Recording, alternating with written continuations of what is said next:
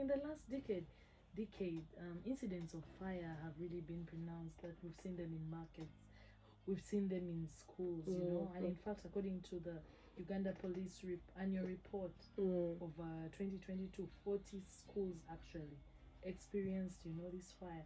So from somebody coming from the space of fire safety, yeah, I want to just pick your mind. What gaps are you seeing out there that we need to close, you know, maybe as communities or even as a country, so that we really minimize these incidents?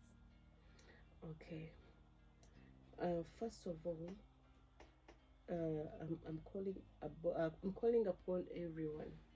I'm calling upon Ugandans. Please let us embrace safety. Let us embrace it. First, we have to first embrace it. Then after embracing it, all these fires that are breaking out everywhere, they will be stopped. Even though they happen, they will be minimized without losing people, without losing property, without making severe damages to us, because we have encountered death in fire. That's true. That is very, very, very bad. We have encountered lots of properties burned down. So with all this, let us embrace that fire is real. First of all, you have to know that fire is real.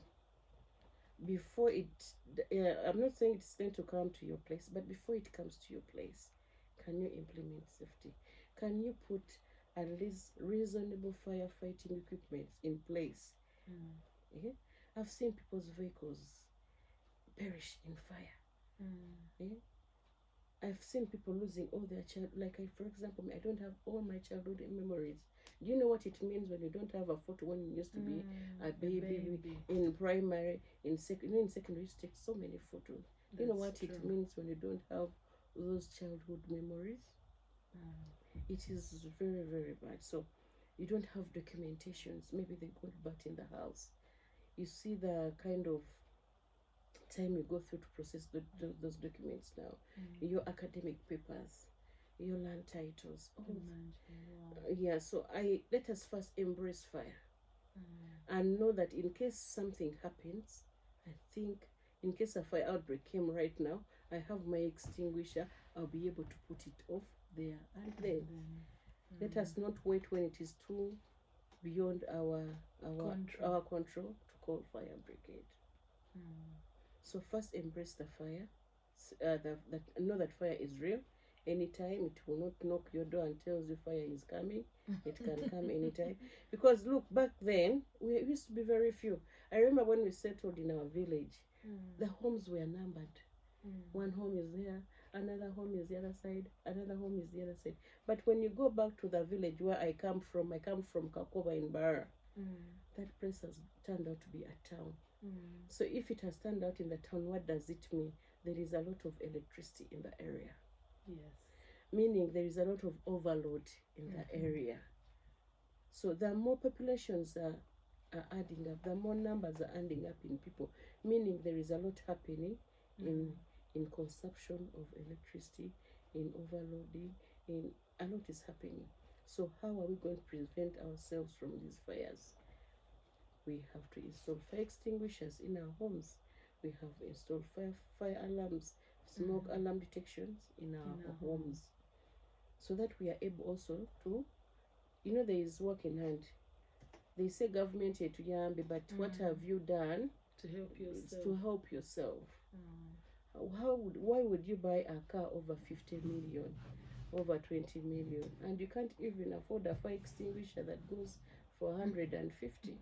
Is that really, really? I see that is we are lazy in some parts. You want to show that you have a car and you cannot even afford to buy a fire extinguisher. Really? I think let's come up and know that this must be done the right way. Have a car, make sure you have a fire extinguisher in it. Why would you build a property of over 200 million and you don't put fire protection in that property? For sure. Why would you invest all that kind of money? Why do you say that you love your family even you don't have a small fire extinguisher in your kitchen? Is that love? You're able to put electricity, you're able to put water. you're able to put all the nitty-gritties you need in your home. Why can't you think of buying a fire extinguisher in your home? And is really you love your family when you don't have a fire extinguisher? Because you've not guaranteed their safety. The guard won't be able to fight the fire without the right fire extinguisher in his hands.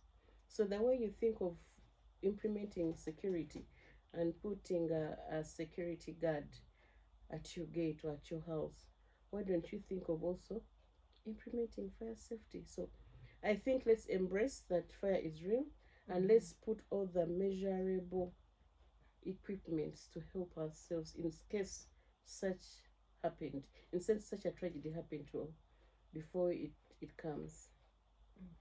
And we shouldn't stop from there. Let's make sure we also do servicing of those firefighting equipment, because now we have full there is this tendency of schools buying fire extinguishers. Maybe when they have inspections, they run here and there to buy fire extinguishers, but they forget that they need to do servicing. These are equipments. Anytime they can die. You press it there on the wall, it finishes about a year without being serviced. You're not implementing safety, because safety means you should regularly, actually in safety we say every now and then, keep on checking on the fire extinguisher. Is it okay? Is it working? Is it serviced by the right company? I think also I'm calling up our listeners that please, not everyone is experienced in this fire safety industry.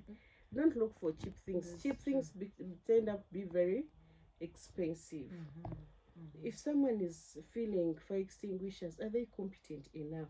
Don't look at what the money value they are giving you.